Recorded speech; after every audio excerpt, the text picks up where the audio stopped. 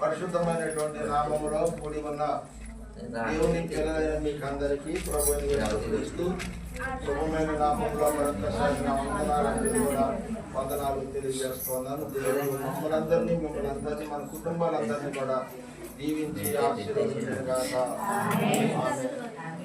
పోయిన వారము మనం ఒక వాక్యాన్ని చదువుకున్నటువంటి వాక్యంలో కొన్ని విషయాలు మనం నేర్చుకున్నాం, కొన్ని విషయాలు ఈ వారం కూడా నేర్చుకుందాం. మరొక వారం కూడా ఉంటాయి ఈ వాక్యాలు. దేవునికి స్తోత్రం. హల్లెలూయా. దేవుని యొక్క సన్నిధిలో కూడుకుని ఉంటే, దేవుని మందిరంలో మనం ఉంటే మన కుటుంబాలకి ఎలాంటి మేలులు జరుగుతాయి అనేటువంటి విషయాలు, కొన్ని విషయాలు పోయిన ఆదివారం మనం విన్నాం. అలాగే మరి కొన్ని విషయాలు ఈ దినం విన్నాం. చదవబడిన మాట మరొకసారి చదవమ్మా. నేనైతే దేవుని మందిరములో పచ్చని ఒలివ చెట్టు వలె ఉన్నాను. నిత్యము దేవుని కృపయందు నమ్మిక ఉంచుచున్నాను. దేవునికి స్తోత్రం. ఈ మాట దావీదు మహారాజు తన యొక్క జీవితంలో తన వినికిడిలో మాట్లాడుతున్నటువంటి మాట అనేది 52వ కీర్తన 8వ వచనములో ఈ యొక్క మాట రాయబడి ఉంది. దావీదు ఎక్కడెక్కడో తిరగలేదు, కానీ దేవుని మందిరంలో గడిపినట్లుగా కొన్ని విషయాలు మనం నేర్చుకున్నాం. దేవుని మందిరంలో గడిపినటువంటి దావీదు యొక్క జీవితంలో దేవుడు చేసిన మేలు ఏంటంటే, అతను దేవునితో సహవాసం చేయటం వలన అతను చేసిన పనంతటిని కూడా దేవుడు ఆశీర్వదించాడు అని విన్నాం. కీర్తన 1:3లో ఆయన దేవుని మందిరంలో గడిపాడు, దేవునితో సహవాసం చేశాడు, దేవుని మాటలు విన్నాడు. దేవుని మాటలు అనేకులకు అతను తెలియజేసినటువంటి దాన్ని బట్టి దేవుడు అతన్ని ఆశీర్వదించాడు. అతను ఏ పని చేసినా దేవుడు అతన్ని ఆశీర్వదించాడు. ఈ రోజుని నీవైనా నేనైనా ఆశీర్వాదకరంగా ఉండాలి, మన పిల్లలు ఆశీర్వాదకరంగా ఉండాలి, మన కుటుంబాలు ఆశీర్వాదకరంగా ఉండాలి అంటే దావీదు ఎక్కడైతే గడిపాడో మనము కూడా అక్కడే గడపవలసిన వారమై ఉన్నాం. దావీదు దేవుని మందిరంలో గడిపాడు కాబట్టి దావీదుకు పుట్టినటువంటి పిల్లలు కూడా దేవుని మందిరంలోనే గడిపారు. బాగా గుర్తుపెట్టుకోండి మీరు. దావీదు దేవుని మందిరములో ఉన్నందు వలన దావీదు గర్భాన్ని పుట్టినటువంటి పిల్లలు కూడా దేవుని మందిరంలోనే ఉన్నారు. మరి ఈరోజు దేవుని మందిరంలో ఉన్నటువంటి మనము, మన గర్భాన్ని పుట్టినటువంటి పిల్లలు ఎక్కడెక్కడ మసులుతూ ఉన్నారు, ఎక్కడెక్కడ తిరుగుతూ ఉన్నారు, ఏ ఏ పనుల్లో ఉన్నారో ఒక్కసారి మనలను మనము కూడా పరిశీలన చేసుకోవాలి. కారణం ఏంటంటారేమో, రేపొద్దున మన బిడ్డలకు ఏదైనా కష్టం వచ్చినప్పుడు, శ్రమ వచ్చినప్పుడు మనం ఏం చేస్తాం? అయ్యో మా బిడ్డల కోసం ప్రార్థన చేయండి, అయ్యో మా పిల్లల కోసం ప్రార్థన చేయండి అని మనం అంటాం. కానీ మన పిల్లలు ఎక్కడ ఉన్నారనేటువంటి మనం దాని గురించి ఆరా తీసుకోవాల్సిన అవసరత ప్రార్థన చేయమన్నా నీ మీద ఆధారపడి ఉంటుంది. నీ బిడ్డలు క్షేమంగా ఉండాలంటే వాళ్ళు ఎక్కడ ఉండాలి? దేవుని మందిరంలో ఉండాలి. వాళ్ళు దేవుని మందిరంలో లేకుండా, దేవుని సన్నిధిలో గడపకుండా, ఆదివారము వాళ్ళ ఇష్టానుసరంగా తిరుగుతూ ఉండి, ఆదివారం దేవుని మందిరాన్ని విడిచిపెట్టి, ఆదివారం దేవుని యొక్క సన్నిధిని విడిచిపెట్టి ఎక్కడెక్కడో తిరుగుతూ ఉంటే నిన్నైనా, నీ కుటుంబానైనా, నీ పిల్లలైనా దేవుడు ఏ విధంగా ఆశీర్వదిస్తాడు? ఒక్కసారి నీవైనా నేనైనా ఎలాగ ఆశీర్వదిస్తాడు? దేవుని మాట మనం వింటే మన మాట కూడా దేవుడు వింటాడు. అవునా కదంటారమ్మా? అంతే కదండి. మనము దేవుని మాట వింటే దేవుడు మన మాట వింటాడు. అదే విధంగా మనము దేవుని మాట వినకుండా మన పిల్లలు దేవుని మాట వినాలి అంటే వాళ్ళు వినగలుగుతారా? నిజంగా సాక్షుల్లో ఒక సాక్షి ఉన్నాం. నిజమే, పిల్లలు లేరు పాపం, చాలా బాధపడేది, చాలా కన్నీరు గార్చింది. మేము కూడా ఎన్నో కన్నీరు గార్చాం. దేవుడు గర్భఫలాన్ని ఇచ్చాడు, కానీ ఆ బిడ్డలను దేవుళ్ళు పెంచకుండా బయట విడిచిపెట్టడం వల్ల ఇలాగా అన్య విగ్రహ ఆరాధన చేయడానికి వెళుతున్నాడు ఆ కుర్రాడు. మనము ఎంత ప్రార్థన చేసినా ఆ వ్యక్తికి కూడా, అవతల వ్యక్తికి కూడా ఏముండాలి? విశ్వాసం ఉండాలి. ఇప్పుడు మన సన్నిధిలో ప్రార్థన చేస్తాం, నీ బిడ్డ కోసం ప్రార్థన చేస్తాను, కానీ నీ బిడ్డ ఎక్కడో దేవుడి గుడిలో ఎక్కడో విగ్రహాల దగ్గరికి వెళ్ళి అక్కడ కొబ్బరిగా కొడుతున్నాడు, ఆ బొట్లు పెట్టుకుంటున్నాడు అంటే ఇక్కడ ప్రార్థన, అక్కడేమో విగ్రహారాధన ఏ విధంగా సెట్ అవుతుందో సార్ ఆలోచించాలి. దేవుడి మీద మనం ఆధారపడి ఉండాలి, లేదా సాతాను మీద ఆధారపడి ఉండాలి. అటో మన కాలు ఇటో కాలు వేసామనుకోండి, మన లైఫ్లో చాలా దెబ్బతిన పరిస్థితి ఎదురవుతుంది. కానీ దావీదు అలా లేడు. నేనైతే నా దేవుని మందిరంలో పచ్చని ఒలివ చెట్టు వలె ఉన్నాను. ఎలా ఉన్నాడమ్మా? పచ్చగా ఉన్నాడు. అతను పచ్చదనంగా ఉండడానికి కారణం ఏంటంటే దేవునితో గడిపాడు కనుక. ఈ రోజు మరి కొన్ని విషయాలు మనమున్న చోట మన పిల్లలు కూడా ఉంటే, మనమున్న చోట మన పిల్లలు కూడా దేవుని ఆరాధిస్తూ ఉంటే, మనం ఎక్కిన నామలో మన పిల్లలు కూడా అదే నామలో ఉంటే, నీతో పాటు నీ బిడ్డలు కూడా ఆశీర్వాదకరంగా ఉంటాయి. నీ బిడ్డలను ప్రభు కోసం పెంచాలి. ఈ లోకంలో నీకు బిడ్డలు ఇచ్చాడు దేవుడు దేనికోసం? నీకైనా నాకైనా ఎందుకు ఇచ్చడం? బిడ్డలు మనం బిడ్డలు పెంచుకొని మనం దేవుని కోసం పెంచాలని, దేవుని కోసం పెంచేవారికి ఉండాలి. ఇవాళ ఒక పాస్టర్ ఉండడానికండి డాక్టర్ అవ్వాలన్నా కొడుకు అనుకుంటున్నాడు, డాక్టర్ని చదివిస్తున్నాడు. ఇంకొక ఆయన ఉన్నాడు అనుకోండి, నా కొడుకు ఇంజనీర్ అవ్వాలనుకుంటున్నాడు, నా కొడుకు జిల్లా కలెక్టర్ అవ్వాలనుకుంటున్నాడు. కానీ అయ్యో నాకు అలవాటుకుంటున్నాడు నా బిడ్డ నాకంటే పెద్ద సేవకుడిగా ఉండాలని తమ బిడ్డలను కనీసం సేవకులుగా కూడా తీర్చిదిద్దడం లేదు. అందరికి బోధన చేస్తూ ఉంటాం, లోకమంతా బోధిస్తూ ఉంటాం, అందరికి బోధిస్తూ ఉంటాం. కానీ వాడి పిల్లలు మాత్రం ఉద్యోగాలు చేసుకుని లక్షలు డబ్బు సంపాదించాలి. నువ్వు ఆత్మను సంపాదించడం ప్రభులో వచ్చినప్పుడు నీ బిడ్డలు కూడా ఏ ఉద్దేశం కలిగి ఉండాలి? ఆత్మను సంపాదించే ఉద్దేశాన్ని కలిగి ఉండాలి. సేవకుడు కుటుంబమైనా, విశ్వాసి కుటుంబమైనా, స్నేహితుల కుటుంబమైనా, శ్రేయోభిలాషులు ఎవరైనా సరే మనము బ్రతికింది దేవుని కొరకే బ్రతకాలి. దేవుడు మనల్ని ఎందుకు సృష్టించుకున్నాడు? నేల మన్ను తీసుకొని నాసికందులో జీవాత్మను పంపించి ఎందుకు మనల్ని ఆయన ఏర్పాటు చేశాడంటే ఆయన కోసం బ్రతకడానికి. రేపు పొద్దున నీ బిడ్డలో ఉద్యోగాలు చేసి ప్రయోజనం రావాలంటే అప్పుడు నీ పరిస్థితి ఎలా ఉంటుందో ఆలోచించి. నిన్నగాక మొన్న తెలుగులో ఒక ఆయన కూలి పని చేసి వ్యవసాయం చేసి ఒక్కగానే ఒక డాక్టర్ని చదివితే డాక్టర్ అయ్యా ఊరికి పెద్ద పేరు తెచ్చాడు. కానీ కన్న తండ్రిని గుప్పుడు వెతికినట్టుకున్న నడు రోడ్డు మీద ఉడిచిపెట్టేస్తే తండ్రి నడు రోడ్డు మీద ఆయవారు వచ్చుకుంటాడంటే బస్ స్టాండ్ లో. ఆయన డాక్టరే కొడుకు లక్షలు సంపాదించినాడు.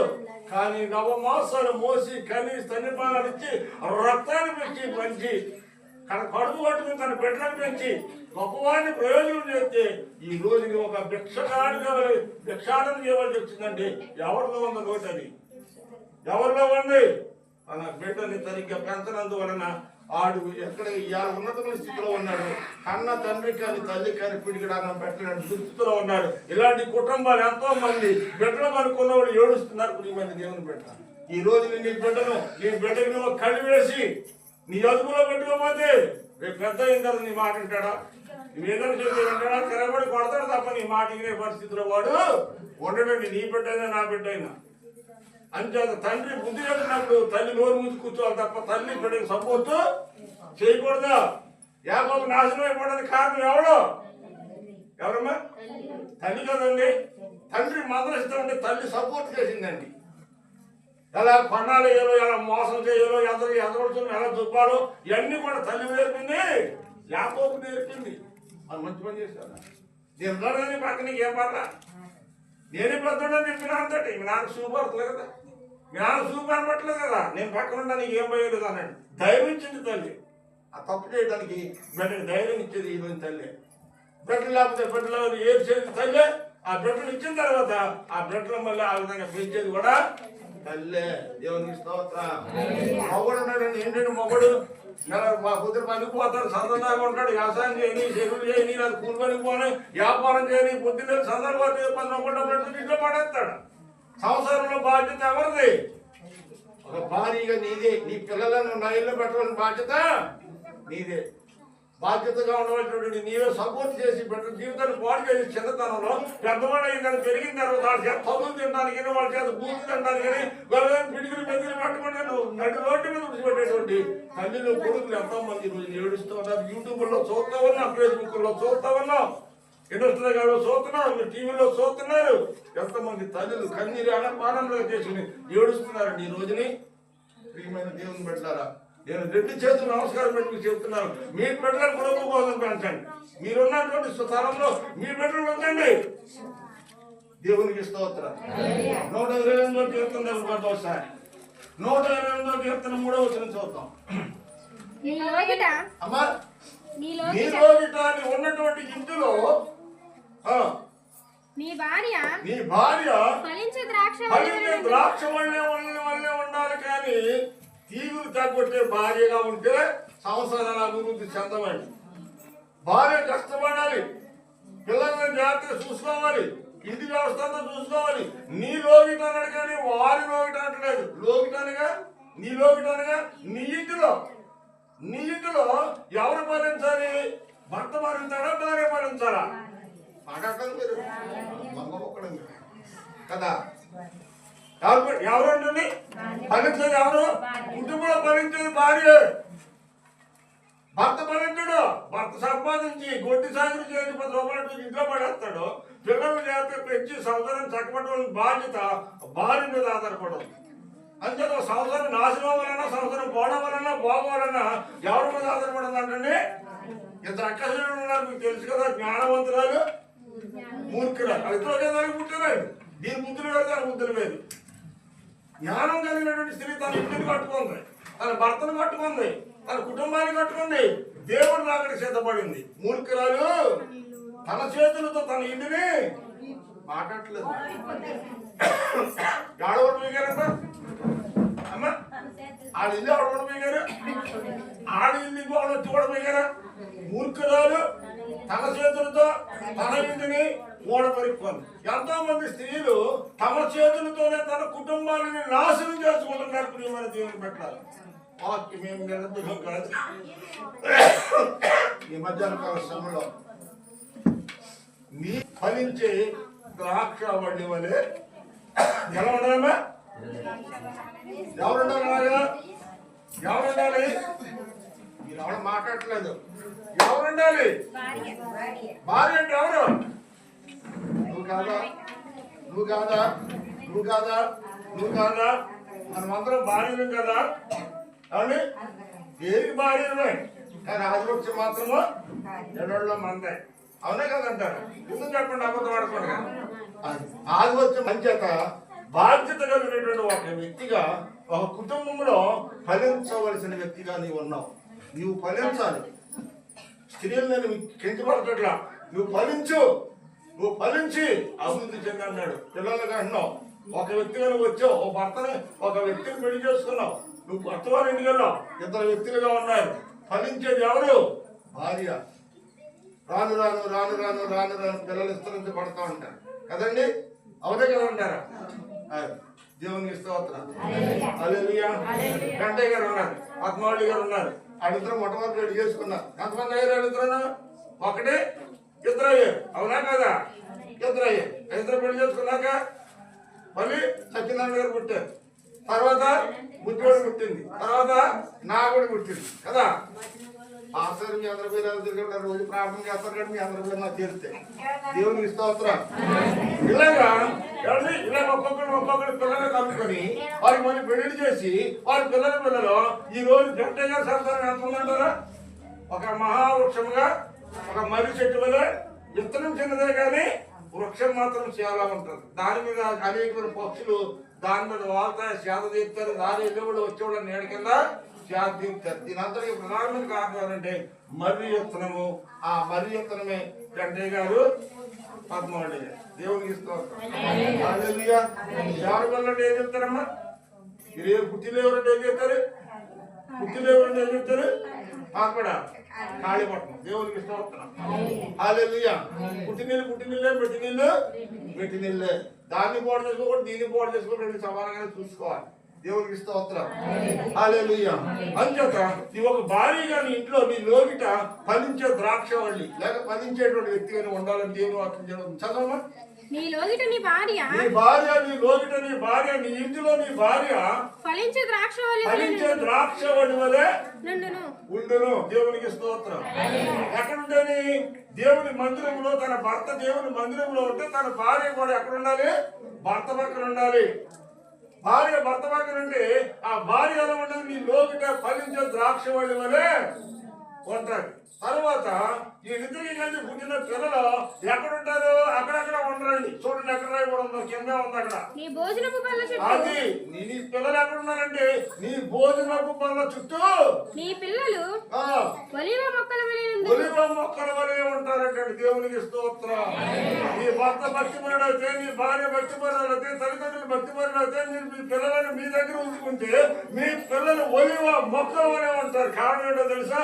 ఒలివ చెట్టుకి సాగు లేదు కనుక, ఒలివ చెట్టుకి కాలాలతో పని లేదు కనుక, శీతకాలం, వర్షకాలం, వేసవకాలం పని లేనటువంటి స్థితిలో ఎప్పుడు పచ్చగా ఉండేటువంటిది ఒలివ మొక్క ఒకటే. ఏది? ఒలివ చెట్టు ఒకటే. నీ పిల్లలు ఎల్లప్పుడూ పచ్చగా ఉండాలి.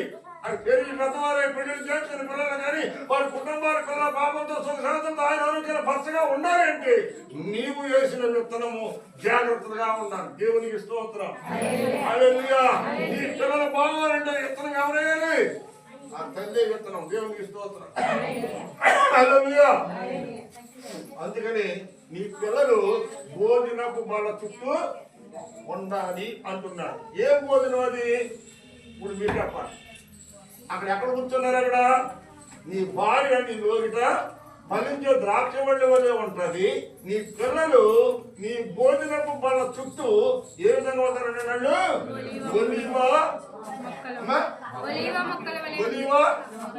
మొక్కల వలె ఉంటారు. కారణం ఏంటంటే వాళ్ళకి సాగు లేదు, వాళ్ళకి ప్రమాదాలు ఎదురైనా మరణం ఎదురైనా ఎలాంటి పరిస్థితులు ప్రమాదం పొందుకొచ్చినా దేవుని యొక్క కృప కాపుదల నీ పిల్లలు ఎక్కడున్నా నీ పిల్లల మీద ఉంటారు. ఎక్కడున్నారు వాళ్ళు? భోజనపు బల్ల చుట్టూ ఉండాలి. మరి ఎవరున్నారా? ఇదేంటిది? ఆత్మ సంబంధమైన భోజనము. దేవునికి స్తోత్రం. ఏ భోజనం అంటే ఇది? ఆత్మ సంబంధమైన భోజనం. ఈ భోజనం శాస్త్రం కానీ నీ పిల్లలకు నువ్వు పెట్టలేకపోతున్నావు. నీ పిల్లలకు ఆత్మ సంబంధమైన ఆహారము నువ్వు పెట్టలేకపోతున్నప్పుడు ఏమైనా దేవుని పెట్టాలా? ఇంట్లో మాంసం కూరలు వండుకోవచ్చు, చేపల కూరలు వండుకోవచ్చు, నీకు ఇష్టమైన కూరలు వండుకుని నీ కప్ప కింద ఒకే కుండలో వండుకొని ఒకే మంచం మీద పడుకుని నీ పిల్లల వరకు నీ పిల్లలందరూ నా పిల్లలను చెప్పుకుంటున్నావు. కానీ శరీర సంబంధమైన క్షణికమైన ఆహారాన్ని బట్టి నీ పిల్లలను పెంచి ఊరి ముందు విడిచిపెడుతున్నావే తప్ప ఆత్మ సంబంధమైన ఆహారం పెట్టి ఆత్మీయ దేవుని కోసం నీ బిడ్డలను పెంచడానికి పెంచే మనసును ఎప్పుడైనా కలిగి ఉన్నావా? ఆలోచించు. ప్రియమైన దేవుని బిడ్డ, ఆత్మ సంబంధమైన కార్యము, ఆత్మ సంబంధమైన ఆహారము నీ బిడ్డలకు పెట్టాలి. ఆత్మీయంగా బలంగా ఉండాలి, ఆత్మీయ ఆరోగ్యంగా ఉండాలి. నీ ఉన్న చోట నీ పిల్లలు ఉండాలని నీవు ఎలాగైతే కోరుకుంటున్నావు. ఈ లోకంలో ఈ యాసంగా సెలవులు వస్తే ఎక్కడెక్కడో చదువుకునే పిల్లలందరూ ఎక్కడికి వస్తారన్నప్పుడు ఎవరికి మాట్లాడలేదు. ప్రజలు నువ్వు చెప్పు. పండు ఎక్కడ ఉంది? ఎక్కడో ఉన్నాయి. సెలవులు వస్తే ఎక్కడ వస్తుందా? మా ఇంటి వస్తుందా? మీ ఇంటి వస్తుందా? మరి మా ఇంటికి ఏం తిరాదు చెప్పాలి. మీరు నువ్వు తల్లి కాబట్టి తండ్రి కాబట్టి మీ ఇంటికి వస్తారు. అదే మనందరం ఎక్కడ ఉండము? దేవుని పిల్లలు కాబట్టి మనందరం ఎక్కడికి రావాలి? దేవుని ఇంటికి రావాలి. శరీర సంబంధంగా నీ కూతురు నీ ఇంటికి ఎలా వస్తుందో నువ్వు నీ పిల్లలను తీసుకుని దేవుని ఇంటికి రావాలా వద్దా? రావాలి. న్యాయమైంది. అందుకని నీ పిల్లలు పోవాలి అంటే నీవు ఇక్కడే ఉన్నావు. ఎక్కడున్నది? దావీదు ఎక్కడున్నాడు? నేనైతే దేవుని మందిరంలో పచ్చని ఒలివ చెట్టులో ఉన్నాను. నీవు కూడా పచ్చని ఒలివ చెట్టులో ఉండాలి అనుకుంటే దేవుని మందిరంలో తప్ప ఈ లోకంలో ఎక్కడ తిరిగినా దేవుని స్తోత్రం. హల్లెలూయా. ఆరోగ్యాన్ని ఇచ్చేది, పుష్టికరంగా ఉండేటువంటిది, శ్రేష్టమైనటువంటి మంచి ఆహారం తింటే ఆరోగ్యం బాగుంటుంది. గడ్డిగా తిన్నాం అనుకోండి, అరకవిధానాలు పట్టుకుని ఉన్న ఆరోగ్యం కూడా చెడిపోదు. శరీర సంబంధంగా ఆహారం మంచిదా శరీరానికి ఎలాగ అవసరమో ఆత్మ బలపడటానికి కూడా ఈ ఆత్మ సంబంధమైన ఆహారము అలాగే మంచిగా ఉండాలి. దేవునికి స్తోత్రం. ఏదో గుళ్ళోకి వెళ్తున్నాం, ఏదో కొన్ని కానికి ఇచ్చేస్తున్నాం వచ్చేస్తున్నాం అంటే కాదు. ఆత్మీయ బలపడేటువంటి స్థితి, ఆత్మ సంబంధమైన ఆహారము మనకు శక్తినిచ్చేదిగా, బలాన్ని ఇచ్చేదిగా, మనతో పాటు మన పిల్లలు కూడా భోజనపు బల్ల చుట్టూ ఉండాలంటండి. దేవునికి స్తోత్రం. అర్థమవుతుందా మీకు? అర్థమైందా? ఎక్కడైతే భోజనం అంటే మన ఇంట్లోనా? మన ఇంట్లో తినేగాడు బల మీద, డైనింగ్ టేబుల్ మీద కాదండి. దేవుని మందిరంలో మన పిల్లలు ఒలివ మొక్కల వలె భోజనపు బల్ల చుట్టూ ఉండాలి. ఈ బల్ల చుట్టూ ఉండాలి. ఈ రోజు మన బల్లారదురు కదండి. ఎక్కడున్నారు మన పిల్లలు? బల్ల చుట్టూ ఉండాలంటండి. బల్ల చుట్టూ ఉండాలి. మరి ఏరి ఆగండి, ఆలోచించండి. మాస్టర్ గారు కొంతమంది తిడుతున్నారు లోపల కదా. దేవునికి స్తోత్రం. ఈ నన్ను తిట్టినా పర్లేదు కానీ మీ పిల్లలు బాగుండాలని కోరుకునేవాడిని. మీరు బాగుండాలి, మీ పిల్లలు బాగోవాలి. మీరు ఎక్కడున్నా మీ పిల్లలు కూడా అక్కడే ఉండాలి. మీరు ఏ స్థితిలో ఉన్నారో మీ స్థితి కంటే కొంచెం ఉన్నతమైన స్థితికి మీ పిల్లలు ఉండాలని కోరుకుంటాం మనం. అదేవిధంగా ఆత్మీయ జీవితంలో కూడా నీకంటే ఒక మెట్టి నీ పిల్లలు భక్తి రీతిలో ఎక్కువగా ఉండాలని మనం ఎప్పుడు కూడా కోరుకోవాలి. దేవునికి స్తోత్రం. హల్లెలూయా. భోజనపు బల్ల చుట్టూ ఒకవేళ నీ పిల్లలు లేకపోతే ఇప్పుడైనా సరే నాయన ఆత్మ సంబంధమైన ఆహారం.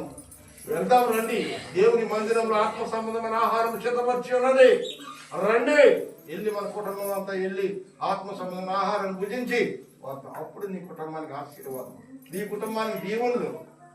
ఈ లోకంలో ఎక్కడెక్కడో తిరిగి బయటికి వెళ్ళి చూసిరామంటే కాకి ఎక్కడికి వెళ్ళింది కాకి? ఎక్కడ శవాల మీదకి వెళ్ళి శవాల మీద ఆలి ఆ కుళ్ళిపోయిన తిండికి అలవాటు పడినటువంటి కాకి తిరిగి మళ్ళీ వాడడానికి రాలా. ఈ రోజున ఎంతో మంది ఈ లోకంలో ఉన్నటువంటి కుళ్ళిపోయిన కలేబరాలకి అలవాటు పడిపోయి లోకంలో తిరుగుతున్నారు.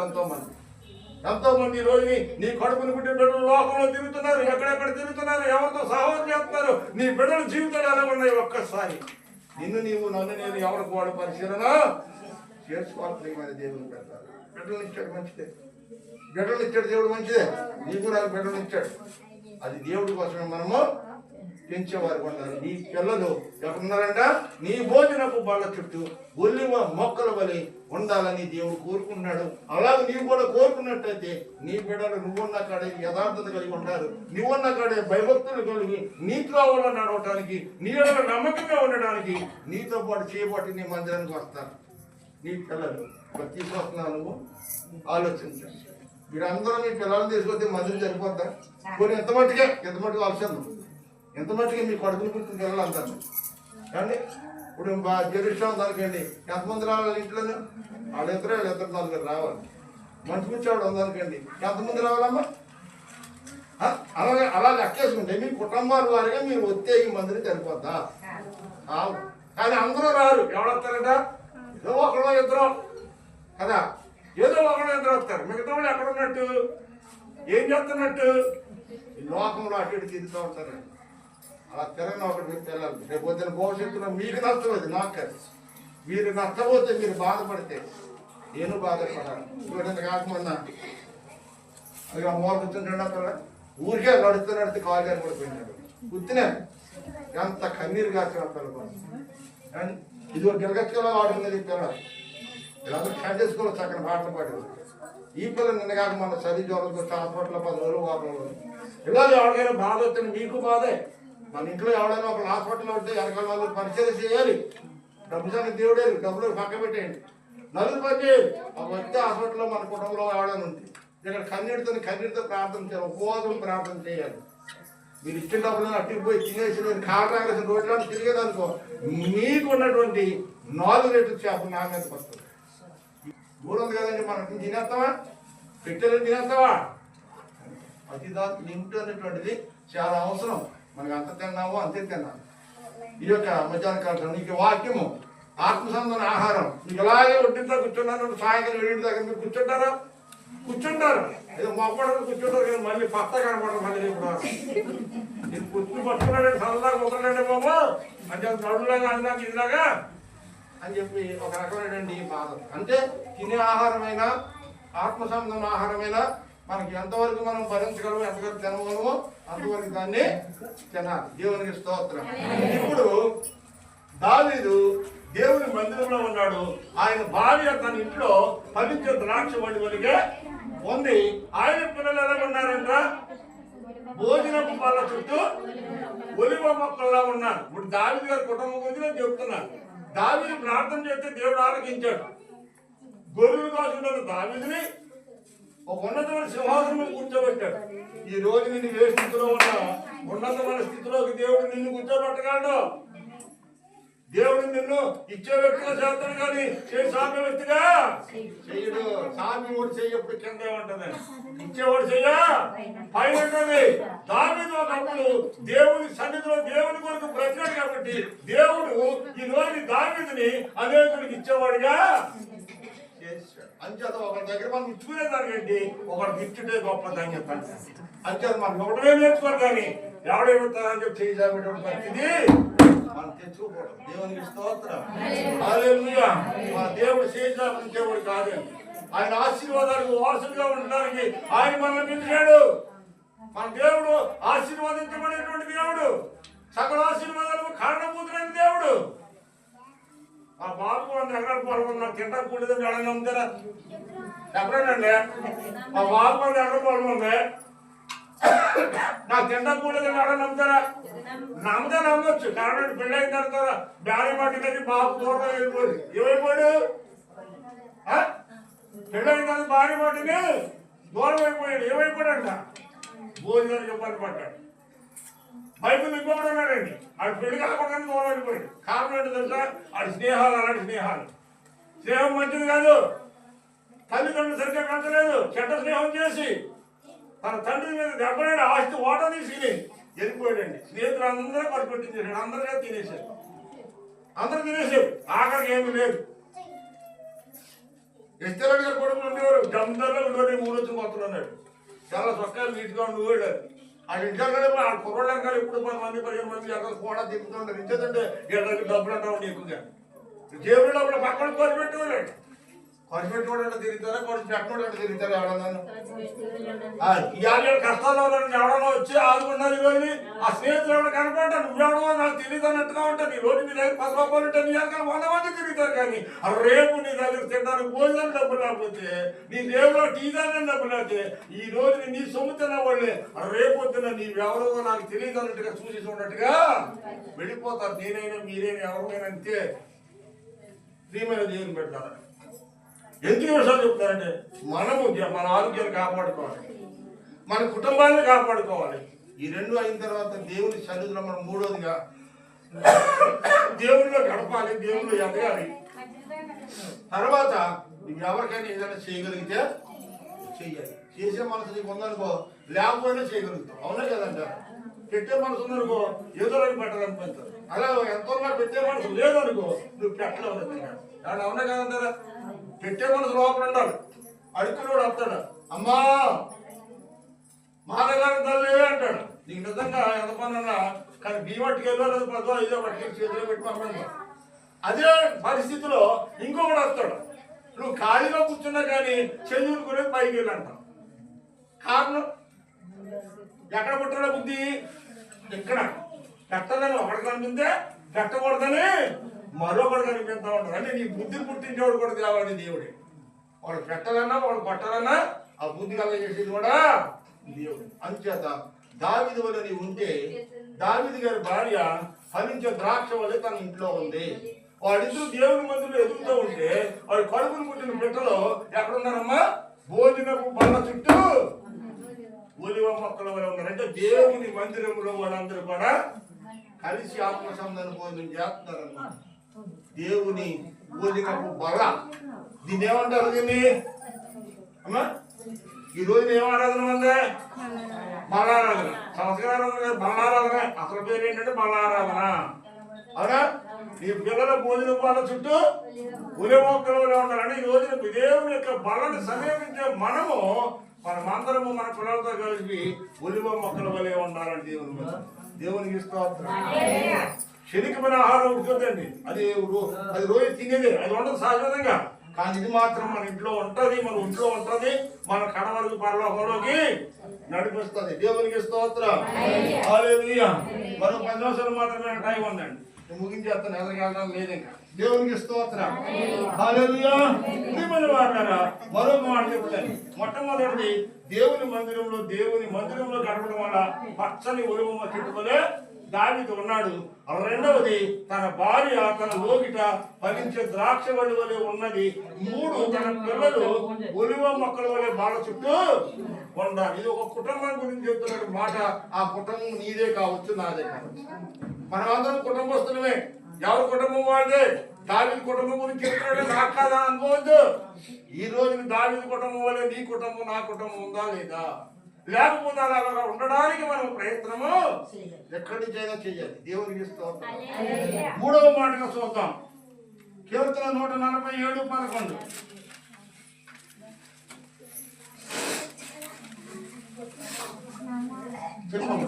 తనయందు భయభక్తులు గలవారి యందు 147 కీర్తన 11వ వచనం ఏముందమ్మా? తనయందు భయభక్తులు గలవారి యందు తన కృప కొరకు కనిపెట్టుకుని వారి కొరకు యెహోవా ఆనందించువాడై ఉన్నాడు. దేవుడు ఎవరిని బట్టి ఆనందిస్తున్నాడంట? ఎవరిని బట్టి ఆనందిస్తున్నాడు దేవుడు? ఎవరిని బట్టి? నిన్ను బట్టి నన్ను బట్టి కాదు, నీ రంగుని బట్టి నా రంగుని బట్టి కాదు, మనం వేసుకున్న వస్త్రాలను బట్టి కాదు, మనం వేసుకున్న వెండి బంగారాలను బట్టి కాదు. దేవుడు దేని గురించి చూసినట్లు ఎవరైతే ఆయన కృప కోసం ఎదురు చూస్తారు, దుప్పి నీటి వాగుల కోసం ఎదురు చూసినట్లు అండి, పక్షి పిల్లలు తన తల్లి తనతో చేయడం మేత కోసం ఎదురు చూసినట్లుగా ఎవరైతే దేవుని కృప కోసం ఎదురు చూస్తారో వాళ్ళ పట్ల దేవుడు సంతోషిస్తున్నాడు అంటే దేవునికి ఇస్తా. హల్లెలూయా. ఎవరి కోసం? దేవుని కోసం ఎదురు చూసేవారు ఎడల దేవుడు సంతోషిస్తా ఉన్నాడు. మనం ఏదైనా చేసామంటే దేవుడు సంతోషపరిచే పనులు చేయాలి, కానీ దేవుడు దుఃఖపరిచే పనులు, దేవుడు సంతోషపరిచిన పనులు మనం ఎన్ని చేసినా దాని వలన ప్రయోజనం ఏమీ ఉంటుందంటారా? అంచేది మనం ఏం చేసినా దేవుడు సంతోషపడుతున్నాడా లేదా అనేటువంటిది మనం బాగా ఆలోచించాలి. డబ్బులు పక్కన పెట్టండి, కార్యక్రమాలు పక్కన పెట్టండి, ఏలాంటివి పక్కన పెట్టండి. మనం చేసే పని దేవుని దృష్టికి యథార్థంగా ఉందా లేదా, మనం చేసే పని పట్ల దేవుడు సంతోషిస్తున్నాడా లేదా అనేటువంటిది మనం ఆలోచించాలి. ఒకరోజు దైవజనుడు ఒక మందిరంలోనికి వెళ్ళి ఈ యొక్క అర్పణ దేవుని మందిరంలో అర్పించవలసి వచ్చింది.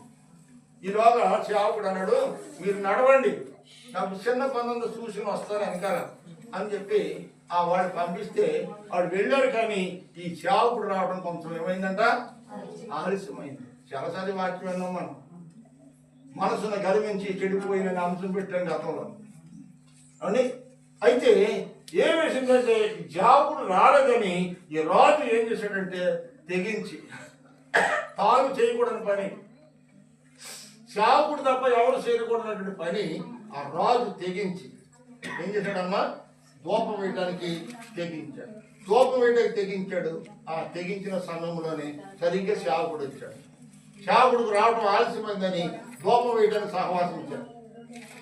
దేవుడు ఏం చేశాడంట, వెంటనే అతన్ని మొత్తగా అప్పటికప్పుడే కుష్టి రోగంతో, కుష్టి మచ్చలతో, తగని రోగంతో బాధలు అనుభవించాడు. ఎవరు చేసే పని వారు చేయరు. రాజు అనగా దేశాన్ని పరిపాలన చేసేవాడు రాజు. సేవకుడు అనగా దేవుని మందిరంలో కోపం వేసేవాడు, అనగా నైవేద్యాన్ని అర్పించేవాడు సేవకుడు. సేవకుడు చేసే పని సేవకుడు చేయాలి, దేశాన్ని ఏదే రాజు పని రాజు చేయాలి. రాజు పని సేవకుడు చేయకూడదు, సేవకుడు పని రాజు చేయకూడదు. ఏది చేసే పని అదే చేయాలి. అదేవిధంగా లైన్ తప్పడం వల్ల ఆ పరిస్థితి ఏమైందంటే దేవుని ఉగ్రత పోలయ్యారు. అయితే ఇక్కడ దేవుని వాక్యం చెబుతుంది, నీవైనా నేనైనా మనం ఎవరమైనా మనం ఏ పని చేసినా దేవుడికి సంతోషపరిచేదిగా చేయాలి, కానీ లోకంలో మనుషులను సంతోషపరిచేది మనం చేయకూడదు. అపోస్తలుడైన పౌలు కూడా అన్నాడు, నేను మనుషులను సంతోషపరిచేవాడిని అయితే దేవుని సేవకుడను కానీ కాను. ఎవరు సంతోషపడతాడు? దేవుని సంతోషపరుస్తాడు. ఆయన కృప కోసం ఎవరైతే ఎదురు చూస్తారో, కనిపెడతారో వాడి పట్ల దేవుడు కనికరించి కృప చూపిస్తాం. ఈ రోజున ఆదివారం ఇక ఎవరో డబ్బులు కూడుకొని ఇచ్చారనుకో, డబ్బులు కూడుకొని ఇచ్చారని పనికి వెళ్ళిపోవనుకో, దేవుడు చూస్తున్నాడా లేదా? చూస్తున్నాడండి, దేవుడు చూస్తున్నాడు. ఇవన్నీ విడిచిపెట్టి నీ యొక్క ధనం వేసిన దాన్ని విడిచిపెట్టి నువ్వు వచ్చావా? దేనికోసం వచ్చావు? దేనికోసం వచ్చావు? దేవుని మందిరంలో ఆయన కృప కోసం, కనిపెట్టడం కోసం, ఎదురు చూడటం కోసం వచ్చావు. కాబట్టి అలాంటి వారి పట్ల దేవుడు ఏం చేస్తాడమ్మా? ఏం చెప్తాడు? ఆనందించేవాడునే ఉన్నాడు. యెహోవా ఆనందించేవాడునే ఉన్నాడు. యెహోవా ఆనందించేవాడుగా ఉన్నాడు. నీ పట్ల నా పట్ల దేవుడు సంతోషపడాలని మనం కోరుకున్నాం. దావీదు అదే కోరుకున్నాడు. తన కుటుంబం అంతటి దేవుని కోసం తెలుసుకున్నాడు, ఆశీర్వాదకరంగా ఉన్నాడు. ఆ దేవుని సన్నిధిలో కనిపెట్టడం వల్ల ఎవరైతే ఆయన కృప కోసం ఎదురు చూస్తారో వారి పట్ల దేవుడు ఏం చేస్తున్నాడమ్మా? ఆనందిస్తున్నాడు. అంచేత మనం ఏం చేసినా దేవుడు ఆనందపరిచేటువంటి కార్యక్రమాన్ని మనం చేసేవాళ్ళు ఉన్నారు. ఆఖరిగా ఇర్మియా గ్రంథం 11:26 చూద్దాం. 11:26 లేదు. యెషయా 60:20. యెషయా 60:20.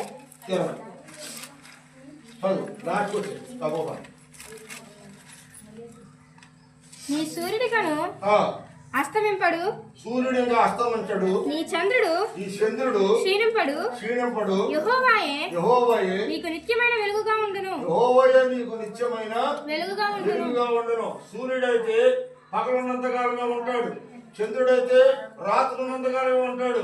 సూర్యుడు ఉన్నా లేకపోయినా, చంద్రుడు ఉన్నా లేకపోయినా, నీతి సూర్యుడైనటువంటి మన ప్రభువైన యేసుక్రీస్తు నిన్ను నీ కుటుంబాన్ని అంటిపెట్టుకుని ఎల్లప్పుడూ కూడా ఆయన సూర్య చంద్రుల అవసరత లేకుండానే నిన్ను నీ కుటుంబాన్ని వెలుగుతో నింపుతానంటున్నాడు. నిన్ను నీ పిల్లలను నీ కుటుంబాన్ని కూడా ఒక గొప్ప వెలుగుతో నింపుతానంటున్నాడు. గొప్ప మహిమతో నీ కుటుంబాన్ని నింపాలని కోరుకుంటున్నాడు. ఈ రోజు ప్రియమైన దేవుడు బిడ్డలారా, ఈ రోజు దేవుని యొక్క మహిమతో నీ కుటుంబం నింపబడాలని కోరుకుంటున్నావా? లేదా సాతాను చీకటి చేతులతో నీ ఇల్లంతా చీకటి మహిమగా ఉండాలని కోరుకుంటున్నావు? ఎవరికి వాడి పరిశీలన చేసుకుని, ప్రభువా నీ మహిమతో నా కుటుంబం వెలిగించబడాలి నాయన. ఓ నీ మహిమతో నా కుటుంబం దినదినము ప్రజ్వలించబడాలి నాయన. పరిశుద్ధాత్మ శక్తి చేత నేను, నా భర్త, నా భార్య, నా పిల్లలు నీ సన్నిధిలో ఒలివ మొక్కల వలె, ఒలివ చెట్ల వలె మేము ఉండాలి ప్రభువా. మేము లోకంలో మనుషులను సంతోషపరిచేవారిగా కాకనైనా నిన్ను సంతోషపరిచే మేము ఉండాలని ఒకవేళ ఈ రోజు తీర్మానం చేసుకున్నట్లయితే దేవుడు నీతో మాట్లాడుతూ ఉన్నాడు. అలాంటి తీర్మానం కలిగి ఉంటే కనుక, అలాంటి ఆశను కలిగి ఉంటే కనుక దేవుడు నిన్ను అక్కడికి విడిచిపెట్టడు. దేవునికి స్తోత్రం. హల్లెలూయా. నీ దుఃఖ దినములు నీవు అలా ఉన్న రోజుని నువ్వెంతవరకు ఏ ఏ దుఃఖాలు పడ్డావు, ఏ శ్రమలు పడ్డావో, ఏ కార్యక్రమాల గురించి జరగలేదని కన్నీరు అనుమానములు చేసుకుని నీ బిడ్డల కోసం రోధించావో, నీ భర్త కోసం రోధించావో, నీ భార్య కోసం రోధించావో, నీ శత్రువుల కోసం రోధించావో, నీ శత్రువులను మిత్రులుగా మార్చి నీ భార్య బిడ్డలను, నీ పిల్లలను ఏసయ్య బాలను పళ్ళ దగ్గర ఒలివ మొక్కల వల్ల ఏదైతే మీరు ఉంటారు. అలాంటి పరిస్థితి మీకు ఉన్న రోజుని దేవుడు అంటున్నాడు. ఏమంటాడమ్మా? నీ దుఃఖ దినములు సమాప్తం అవుతాయి. ఇది వెంటనే నీ దుఃఖం అనే మాట ఇంటికి రాదు. ఏడుపు అనేది ఇంట్లో కనపడదు. ఏడవలసిన అవసరం నీకు రాదు. ఎందుకంటే నువ్వు యెహోవా మందిరంలో నువ్వు ఆయన కృపవాసం చూస్తే ఆయన నీ పట్ల సంతోషపడుతున్నాడు కనుక ఆయన సంతోషపడి నిన్ను నమ్మి ఏడిపించే దేవుడు కాదు. కానీ నీవు నేను మనమందరం కూడా పిల్ల పాపలతో సంవత్సరాత్మ వరకు సంతోషంగా ఆనందంగా ఉండాలని కోరుకునే దేవుడు అని మనం నమ్ముకున్న దేవుడు. దేవునికి స్తోత్రం. ఒక మీద అన్నాడు, నీ దుఃఖ దినములు సమాప్తములవుతాయి. ఎక్కడుంటే రోడ్ల మీద ఉంటారా అమ్మా? ఓటు ప్రయాణాలు పెట్టుకుంటారా? లేదా అక్కడక్కడ తిరుగుతారా? దేవుని మందిరంలో దావీదు వలె నువ్వు కనిపెట్టుకుని ఉంటే నీ దుఃఖ దినములు సమాప్తములై నీవు సంతోషించి ఆనందించే రోజులు రాబోతూ ఉన్నాయి. అలాంటి ఆనందము, సంతోషకరమైన దినాలు మనం చూడాలి అంటే మనము దావీదు కుటుంబం అని మనం ఎలాగైతే ఉంటాము అలా ఉన్న రోజుని నూతనమైన సంవత్సరంలో మన కుటుంబాలు ఎలా ఉంటాయంటే పాలు పొంగినట్లుగా కుటుంబాలు పొంగుతూ ఉంటాయి. నీకు వద్దన్నా సరే దేవుడికి పడేస్తాడంటే కొమ్మనంతానంటాడు ఆయన. కొమ్మనంతానంటాడు ఆయన. కొలవటం లేదాయన నీకు. చూడండి మలాకి 3:8, 9 చూడండి. నీకు ఆకాశ వాకులు చెప్పి ఏం చేస్తాడు?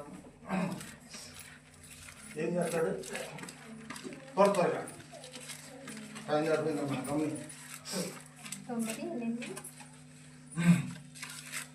త్వరగా మలాకి 3:9 చూడు. 9 ఆకాశ వాకులు చెప్పి లేదా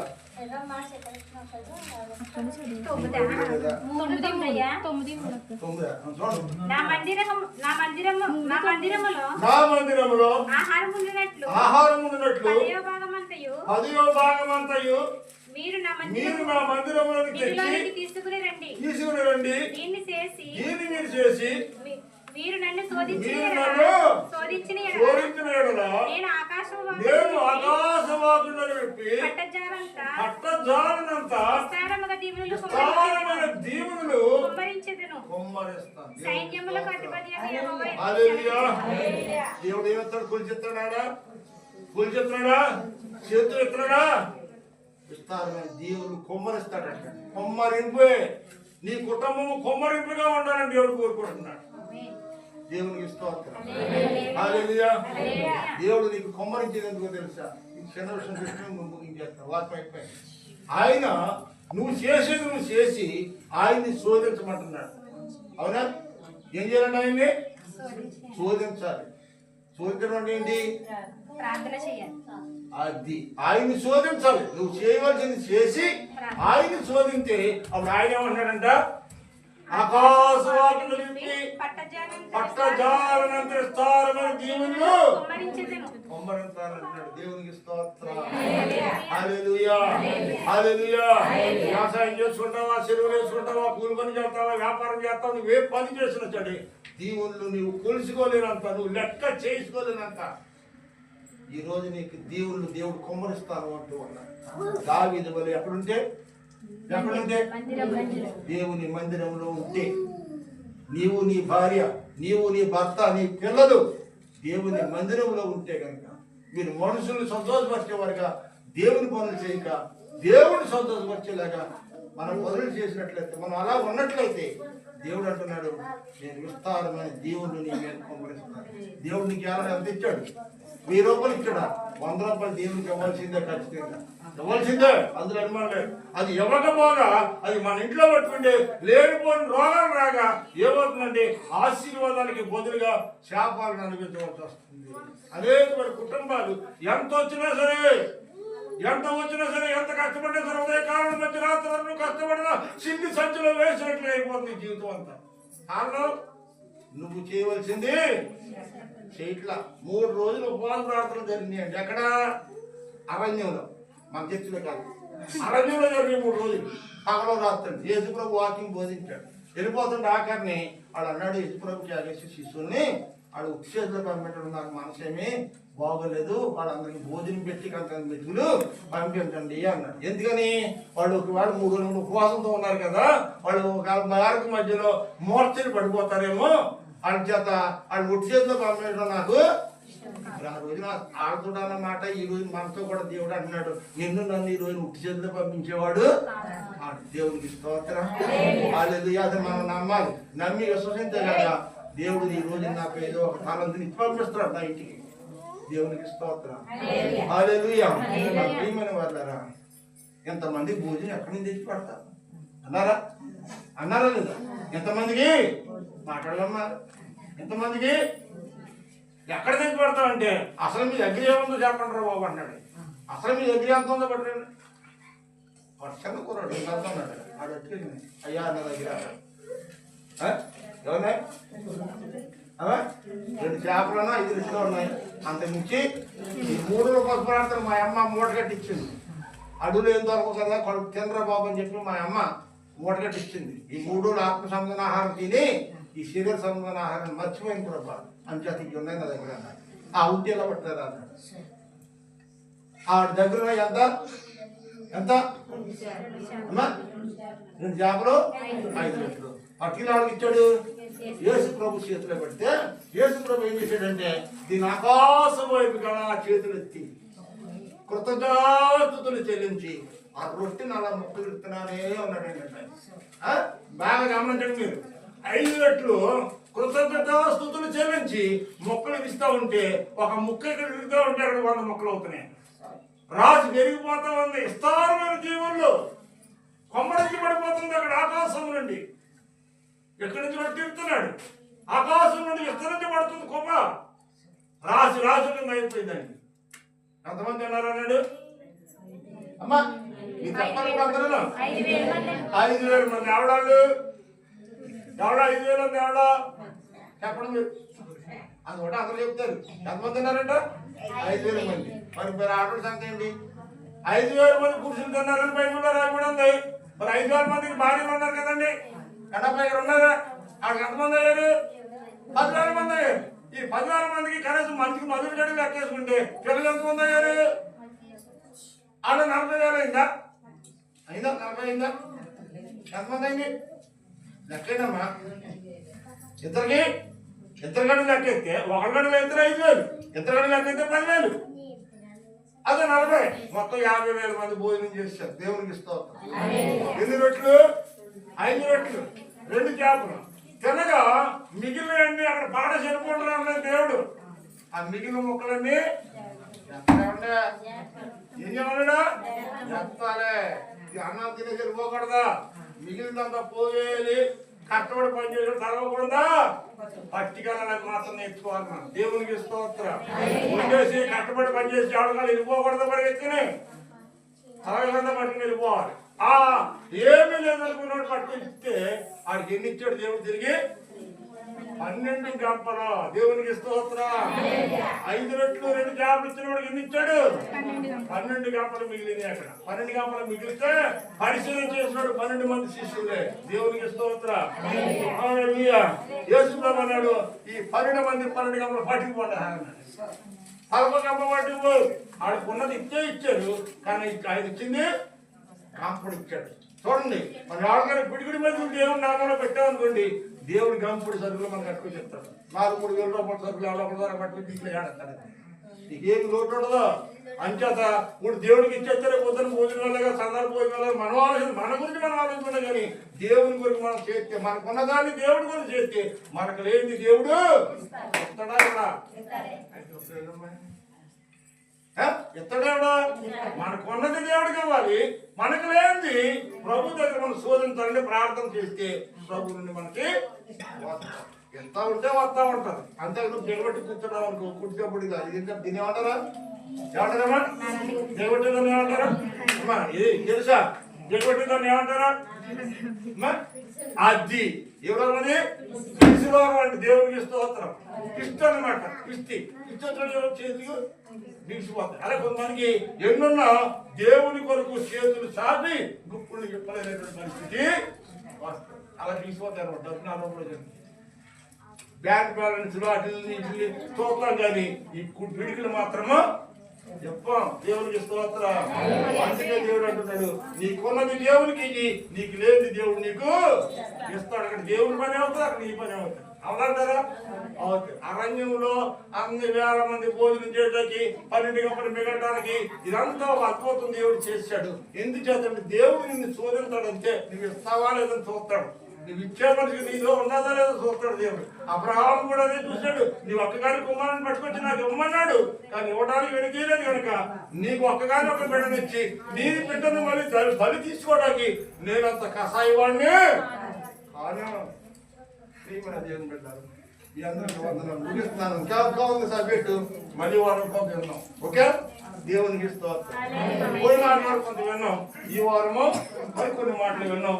ఆఖరి మాట ఏంటంటే దేవుని సన్నిధిలో మనం ఉంటే దేవుడు మన ఎలాంటివి కలిగి ఉంటాడండి. 60 చేసాం కదా యెషయా గ్రంథంలో. ఏముందమ్మా? ఏముంది? త్వరగా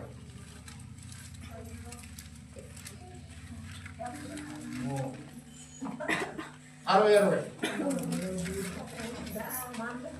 యెహోవాయే నీకు నిత్యమైన వెలుగుగా ఉండును. యెహోవాయే నీకు నిత్యమైన వెలుగుగా ఉండును. నీ దుఃఖ దినములు సమాప్తములగును. నీ దుఃఖ దినములన్నీ కూడా సమాప్తములవుతాయి.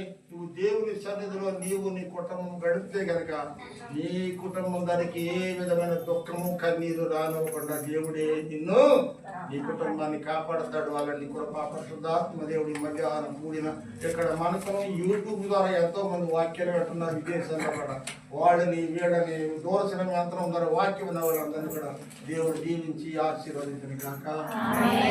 God bless you. మీకు అందరికీ వందనాలు.